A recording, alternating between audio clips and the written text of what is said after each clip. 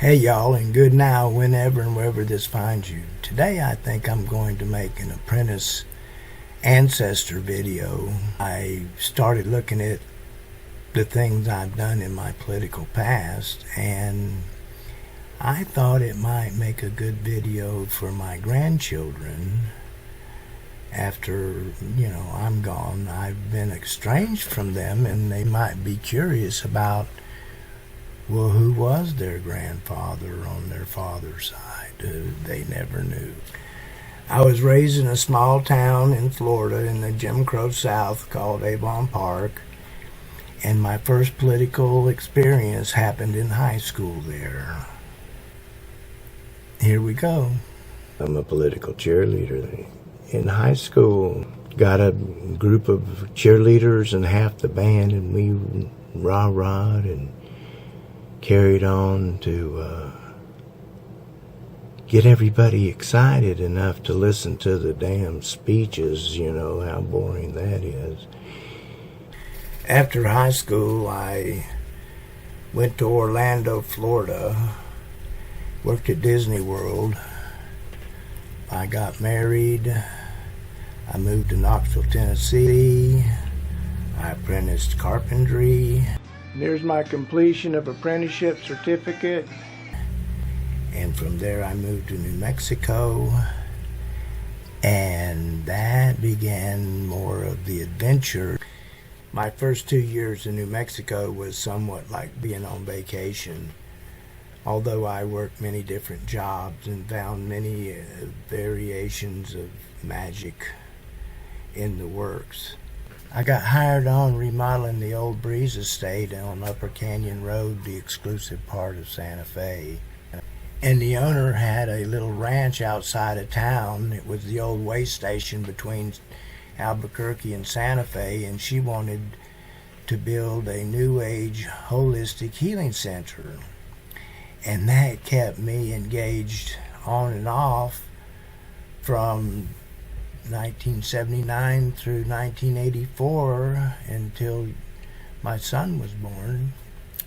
So many adventures there, but that's not in this story today. Well, the owner eventually took a hiatus, and I went back to town and started carpentry by TC. Small jobs are a specialty. And then in 1982, I started a political party that was a party called the Rock and Roll Party. However, the idea of the party was you change the world by changing yourself. Campaigning for the party was a lot of smoke and mirrors, if you know what I mean. I wrote a book about my time in the Rock and Roll Party and my coalition with the Worldwide Fair Play for Frogs Committee.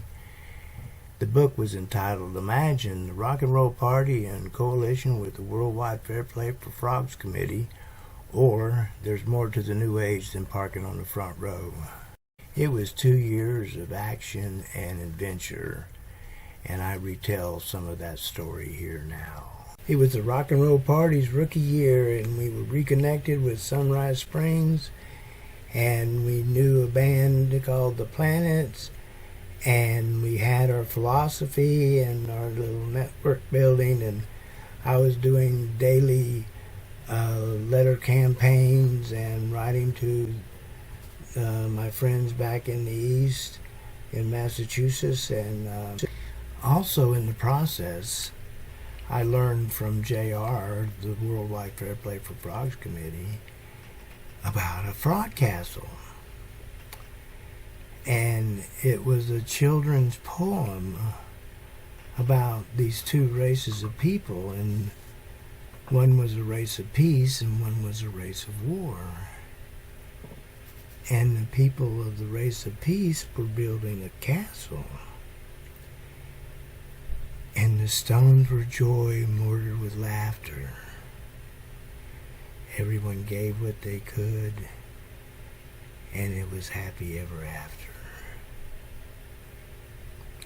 I started calling Sunrise Springs a Frogcastle because they had a debate. Should it be a holistic healing center? Some guy had come and he wanted to make it into a business conference center.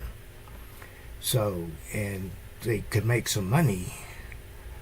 And of course, that was way different than the owner's original idea. And I certainly wasn't going to go there, so I started calling it a Frogcastle. So I had a rock and roll party that was a party, and I had a holistic healing center that was turning into a Frogcastle. And of course, the idea of the Frogcastle is a place where you, in safety, you go inside and you go deep inside and you find those parts of yourself that you hide, deny, and repress, and you embrace them and own them, and then they become your tools and allies. And I call that the frog kissing the frog, and that's what you do at the Frogcastle. I got an ask from National Organization of Women, and I think it was Eleanor Smeal, and another one from Katharine Hepburn. So I wrote to them, and then I wrote a letter to Jerry Falwell and explained to him that God trusts us, why don't he? And I made this thing about his chains of authority and how he was an authoritarian. But you know, looking back now, that was the beginning of the Christian right that we have going on today in the country. So then we had our first political campaign, and it was called Schmitt's Folly. I got a letter from Jack Schmitt, and he basically said that he was running for Senate. He was an astronaut, and he'd gone to the moon, and now he was the senator, and he was running for re-election. He said he needed our unqualified help. And I said, I just took off on that, and then I looked through his letter, and it was just filled with authoritarian thought processes. He was an authoritarian, and I had a blast writing to him. I continued to write to him, and he then wrote me a letter and said that he was being attacked by the Eastern bosses, George McGovern and Ted Kennedy, but I told him, I said, look, dude, you're just paranoid. You know, they're not out to get you. It's just a campaign. Get over it. So I called it Schmitt's Folly, and I assured him in every letter that if he did not change, he would be committing political suicide, and sure enough, he lost the election. As news of the party spread and the connection with the Worldwide Fair Play for Frogs Committee increased, I called a press conference to announce the coalition of the Worldwide Fair Play for Frogs Committee and the Rock and Roll Party. It wasn't that well attended, but there were 3 reporters and my friends, and one of the reporters was from the rock and roll station that I listened to in Albuquerque, and he asked most of the questions. And afterwards we had a long conversation, and I ended up getting 2 reports the next morning on his attendance at the press conference. However, the fundraiser didn't go well because it was attended by 6 drunks that brought their own beer and ran everybody off. So I was left there in my aloneness. But I stayed and enjoyed the fundraiser all by myself. I turned up the stereo and danced up a sweat and found my happiness had no requirements outside myself. I had the whole moon house to myself, and I danced the entire space, watching my reflection in the glass front of the house. I imagined myself a rock star whipping the masses into a frenzy. I did have fun and was able to accept that no matter what path I choose or how many people I find on it, ultimately I would walk alone. among the groups and organizations that we were meeting with and trying to create coalitions with, I became a member of the war tax resistors, and our idea was we just won't pay our taxes because they're going to war. And it was a movement at that time, not a big movement, but it was a movement nonetheless. And by that time I had kind of become sort of like pretty well known with the radio station, and I'd been on the, spoke on the phone a few times, and had my representative on with me one time. So I finessed that into, they had this thing called the guest DJ. And it just so happened that they had a guest DJ on April 15th on a Friday on tax day. And so we had planned a tax protest at the post office in downtown Santa Fe. So I used my time at I went to the radio station and talked about our protest that afternoon, and then, we drank champagne. It was fun, and I went back to Santa Fe and we did the protest. Our plan for the protest was to call it the Santa Fe Tea Party. And we handed out tea bags because there was a drive-up drop-off mailbox, and people could just drive up and drop the mail in the box. And Howard stood out there, and before they could get their hand back, he would give them a leaflet and a tea bag. And it was pretty funny. So it was all good fun. There were no police. There was no, it was all in good fun. And after the tea party, I was asked to do a workshop at Sunrise Springs to build 3 platforms for 3 yurts. I was told that I would have 2 apprentices and given 2 weeks to do it. As it turned out, the apprentices didn't show up, so I built 2 apprentices, Art and Jughead. And so I spent 2 weeks digging holes for footers, for piers, for yurt platforms. And then it was time to go to Peace Camp. Turns out that they were having, on Disarmament Day, they were going to have a peace camp in Albuquerque. Now, Albuquerque's where they stored a lot of the nuclear stockpile. So I took Art and Jughead to Peace Camp, and when I got there I was just exhausted, so I tied them up on the tailgate of the trucks like they were sitting there talking to each other. And I got in my tent and I went to sleep. And the wind blew and it blew and it blew and it blew. And when I got up the next morning, the straw that made their hair had all blown off, and they just had these little stubs coming out of the top, and their hats had blown off, and they just had these little stubs sticking out the top of their head. And people would come by and I'd just be shaking my head. I said, you do everything you can to raise them right, and then overnight they turn punk on you. And people would understand the joke, and so it was good fun. Eventually I realized that nobody could have that much fun and survive, so I made a mascot to represent the rock and roll party, and his name was Dr. Cosmos. Yeah, TC and Dr. Cosmos at Hands Across America. We were in New Mexico, and its line stretched pretty thin.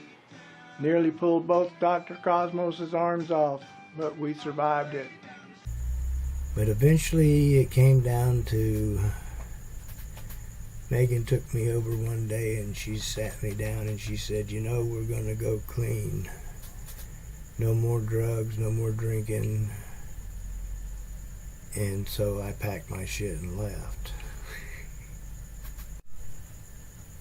But it was just in time for my son to be born, so I was back in town when he was born. And in 1984, my son was born, and I was still very active with drugs and alcohol in the party.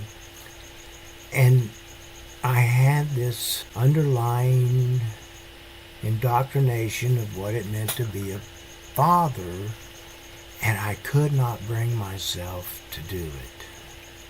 And no matter how hard I tried to show up, I could not be the man I was supposed to be, and so I was deemed unqualified to be a father, and I spent many years in therapy trying to figure it out.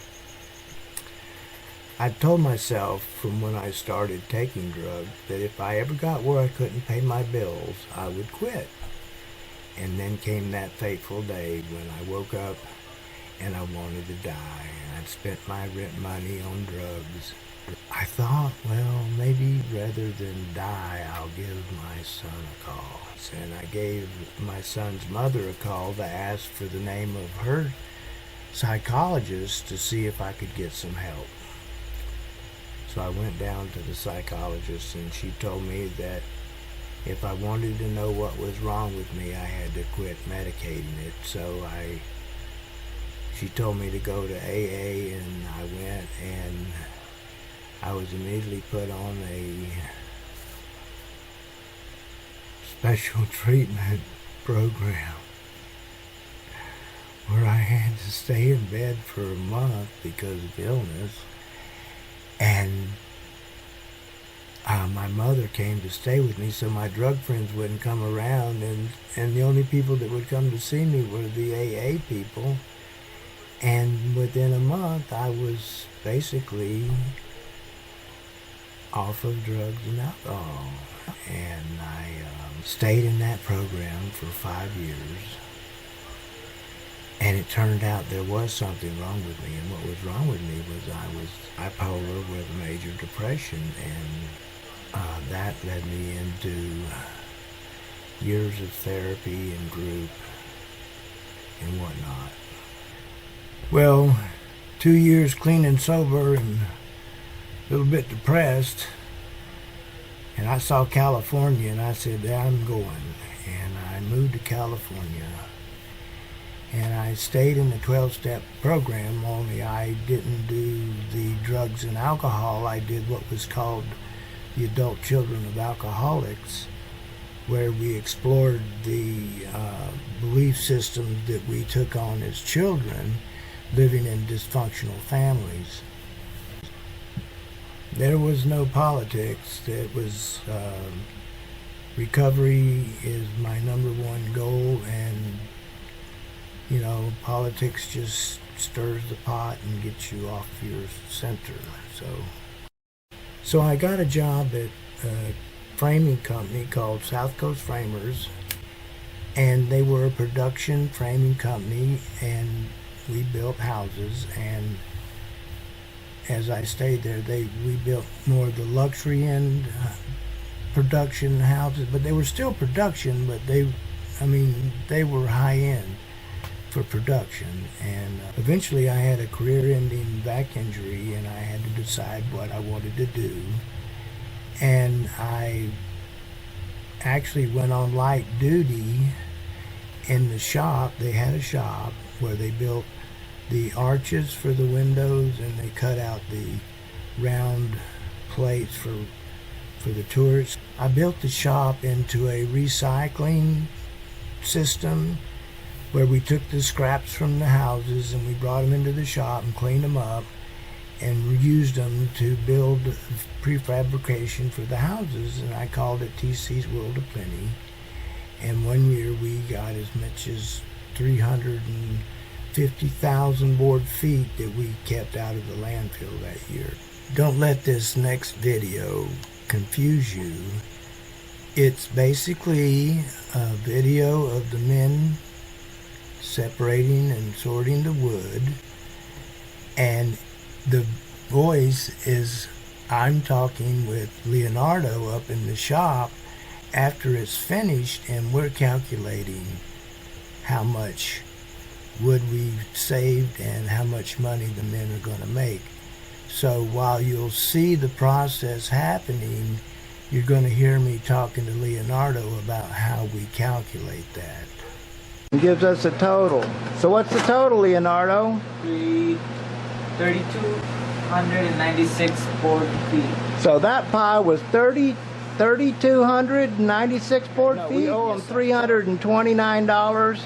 I mean, $329 with 63 cents. Okay, so that, when we take the total man hours and divide it into that number, they average $15.33 an hour. Leonardo just reminded me that we haven't done the 3/8 yet. Okay, so what did they do to our numbers? $16 an hour. They made $16 an hour, and how many total to how many board feet?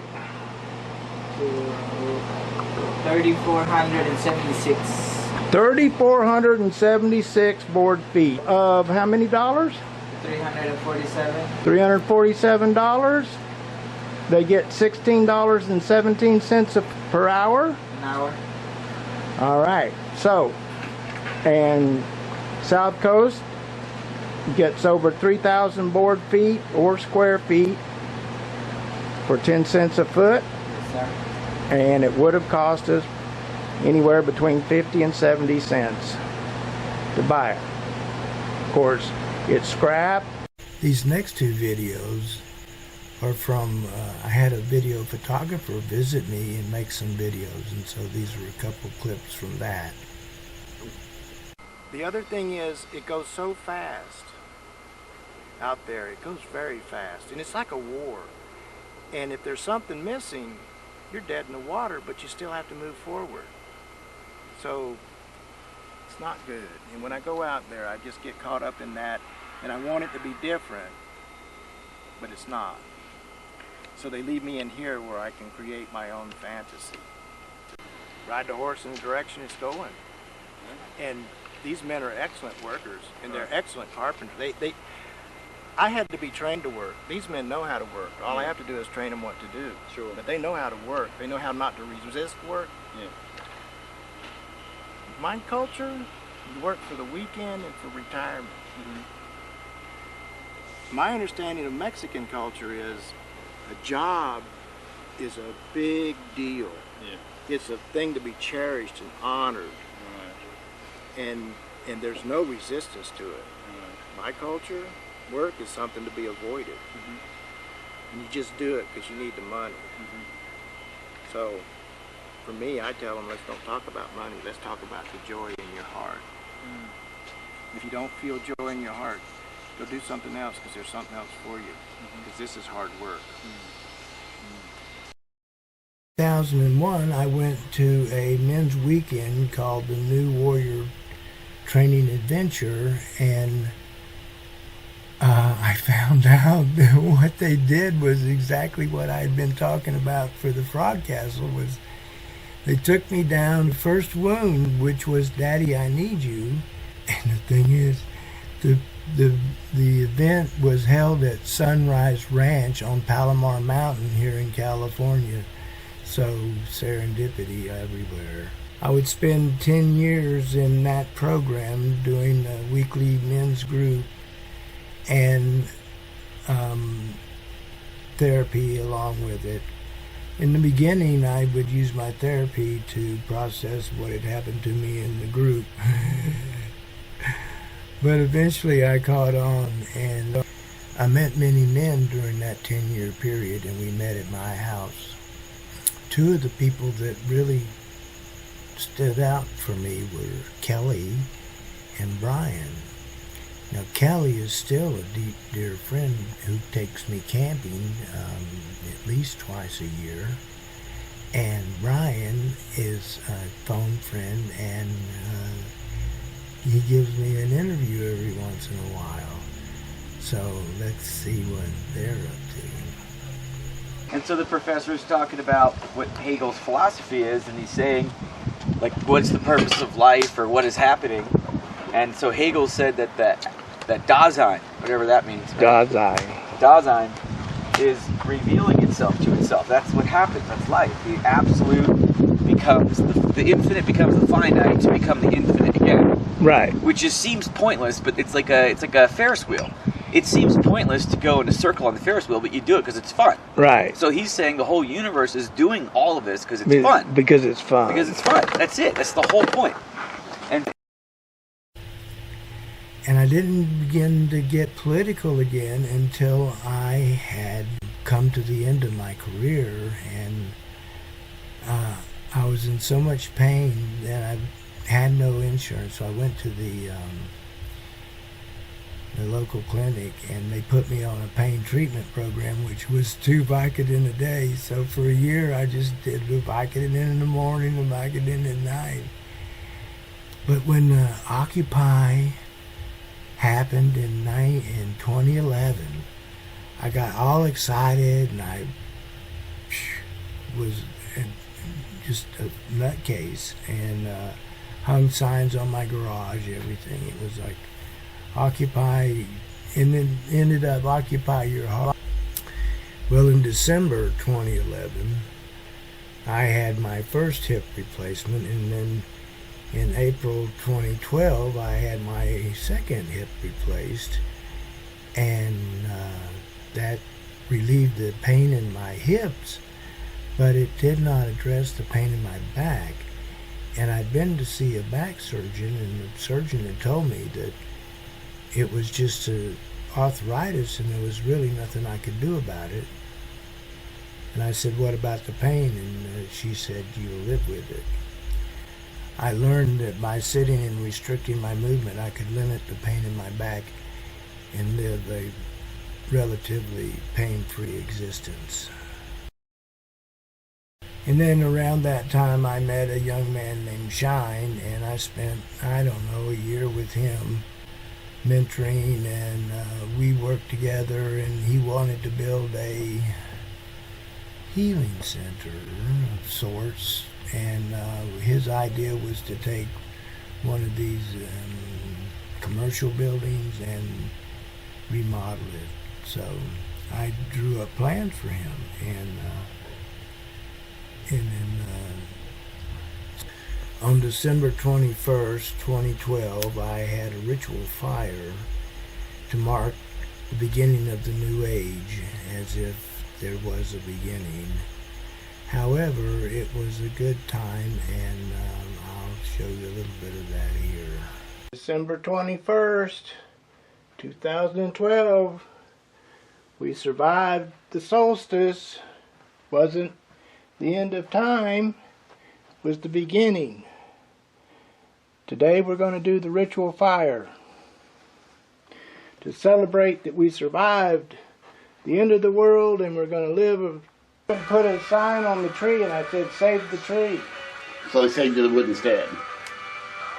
So when they cut it down, as much of it as I could, I saved. Hello, Candice. Welcome to the fire. Are you taking it right now? Yeah. Oh. Hi, precious.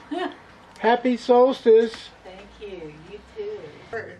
Okay, so I also want to make sure I get on tape somewhere in this tape that today is today is the new age. Today is the beginning of the new age? Yes. That's right. I decided that. We are out of time. We're out of time. We are out of time. That means we're free.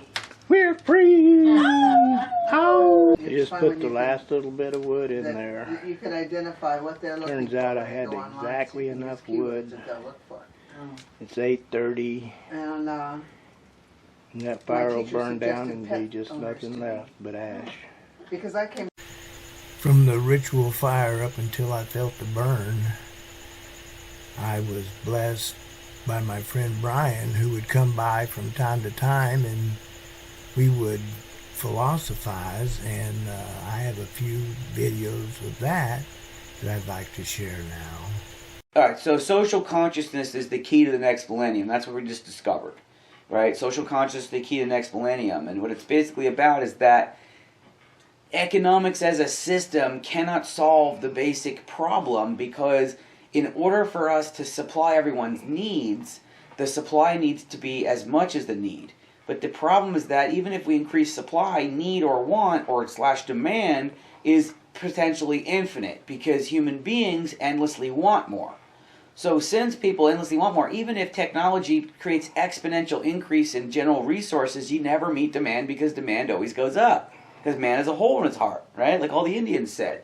Yes. So what we're saying is that social intelligence is where mankind as a whole starts to understand that his demand, his need, that is going to material to get it, can only be satisfied through social connection. Yes. Social connection. Not necessarily religious connection, but social connection. That's why the people on Wall Street are having a good time, is they're socially connected. Social connection is the future, because that's where we can get happiness from the inherent, infinite, ever-renewable resources of the heart, rather than the finite resources of, what would be the opposite? The material world. Of the material world. The beauty of the body. spiritual world is that it's a world of enough. It's always a world of enough. And when you come from a place of enough, then what is enough. I agree. And that's what you were telling me in that whole statement, is that it's set up that there's enough if everybody is intelligent enough to understand that what they're hungry for is to give something to their neighbor. You have to be told to feel good. As a person, you have to be told, I have to be told we're okay. You're okay, I'm okay. You have to be told that, because our thoughts are so crazy. It would be very difficult for us to determine that we were okay, because we're not thinking the same shit that everybody else is thinking. Since we're not normal, we have to constantly be validated that we're okay, that we are normal, because we know we're not normal, because we ain't talking about the same shit they're talking about, and we know we're fucking not thinking it. But we're functional. We're fucking awesome is what we are. Kidding me? Fuck yeah, we're functional. We're functional. Fuck that. We're fucking awesome, dude. Bam. Bam. This was the positive attitude that Brian radiated wherever he went. And from there we came to feel the burn. And as soon as I heard about it, I was flying out flyers at the pier. Are you voting for Bernie? I've been over there talking about Bernie Sanders. Oh, are you voting for Bernie? One guy, yeah, he's running for president. Do you know about that? No. One guy never heard of him, and the other guy knew. He said, he appreciates him and Trump because they're both making people think and talk. We all pretty much know the Bernie Sanders story, so I won't go into it very much.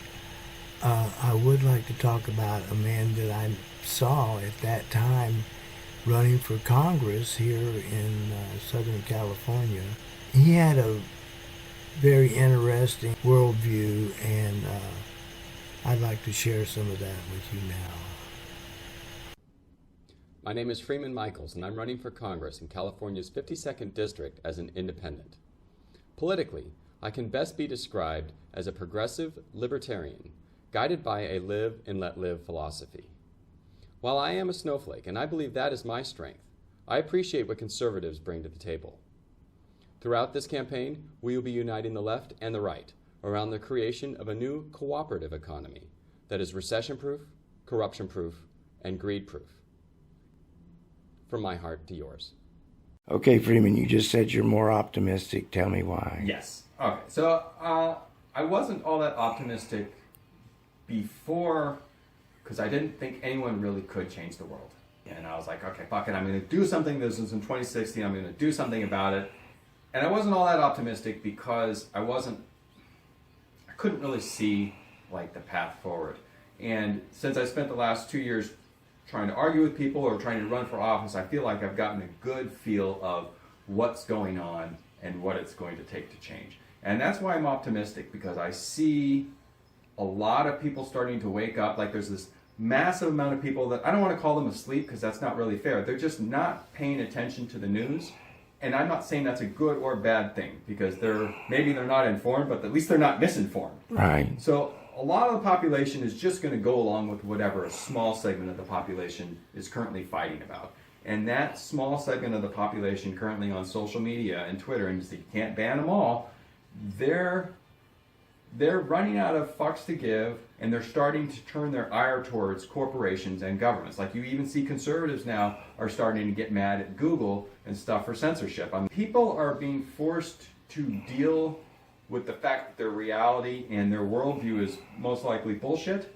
And that waking up process gives me optimism, because I feel like I can see what's on the other side of that, because I've kind of gone through that. But once you get past that, it's like people say the hardest thing to accept is when you're an alcoholic is to actually admit you're an alcoholic. But then after that, it becomes an easier path. So that hardest step is the first acknowledgement. And I see this mass waking up where people are starting to acknowledge the bullshit in the system, and they're not believing what used to work. And that to me, even while that is an anxious thing for a lot of people, that to me is optimism, because that is the small segment of the population waking up to guide the rest of the segment of the population who's willing to go wherever this one group says, hey, this is where humanity, the politically obsessed, the corporate obsessed, that group that's kind of guiding, that's paying attention.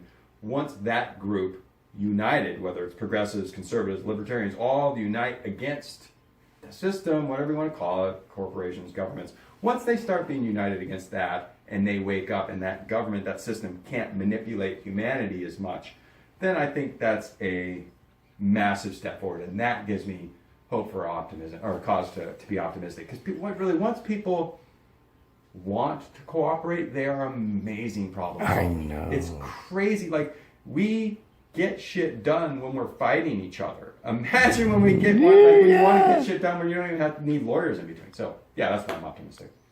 It sounds a lot like the current situation, but this was 4 years ago. And since that time, I've moved on and I found a group called Copiosis, which takes me back to my original ideas of the happy company, which my father, your grandfather, your great-great-grandfather told me in 1969. And interestingly, in 1969, my father told me about his vision of people would work for fulfillment rather than money, and he called it the happy company. And he wouldn't tell me the details because he said I wasn't ready. So what is Copiosis? Let's take a look.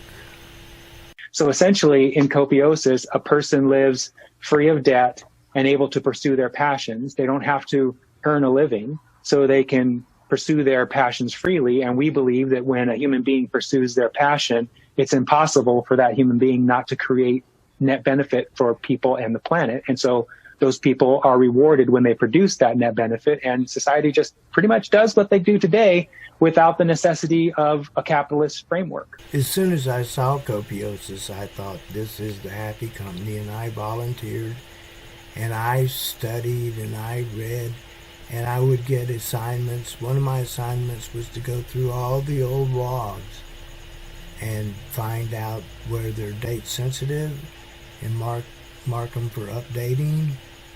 And it took me 3 or 4 days to read all these blogs. And by the time I was finished, I felt like I was tripping. And about that time, I wanted to learn how to take and cut a snippet out of a video. And I taught myself how to do that. And then I started cutting snippets for Copiosis. Once I got about 500 snippets, I realized that I'm very compulsive and I've overwhelmed that system.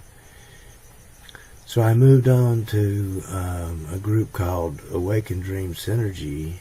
All right, welcome everybody, and welcome to Awaken Dreams Synergy. Here we are, a group of people, co-creative collective of conscious beings coming together to share our works, our creations, our dreams, so that we can awaken to them and come alive on earth and synergize and harmonize and be all those beautiful value experiences that are true to our hearts and souls embodied.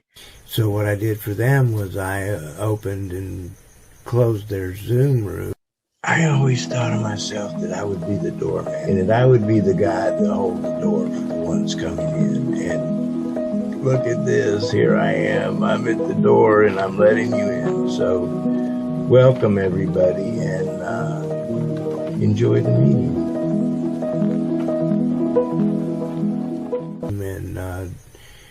And made videos from that group meeting.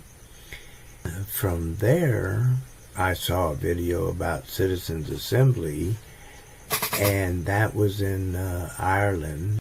In Ireland, a deliberative citizen assembly composed of 99 randomly selected Irish citizens met intensively over the course of a year to learn from experts, deliberate, and offer recommendations on 5 important issues facing the country. One of their recommendations resulted in a national declaration of a climate emergency, and another resulted in a groundbreaking referendum to change the Constitution to legalize abortion. This direct vote was one that had groundbreaking voter turnout. So, and then from there I found out about deliberative democracy, which is in Stanford University. So our question is, can democratic deliberation solve our extreme partisan polarization? And we approach this through a method that I call deliberative polling, which is not the same as ordinary polling. It's sort of built on top of it. We begin with a survey of the public, but then we gather the sample together, either face-to-face or online, for in-depth deliberation in small group discussions, plenary sessions where the experts from competing points of view answer questions developed in the small groups. And the small groups and plenary sessions alternate. And the discussions are moderated in small groups and permit the participants to come to an informed judgment over a weekend of deliberation, and they register their final considered judgment in confidential questionnaires, so we don't get the pressures of consensus in a jury verdict, and we have large enough numbers that we can evaluate the representativeness and the opinion changes statistically. So in effect, we put America in one room, or whatever country we're talking about. Found out from Stanford University that they had a platform. They've created a platform for 8 to 15 people that can get together and have a discussion. They'll be briefed, and it's AI facilitated. So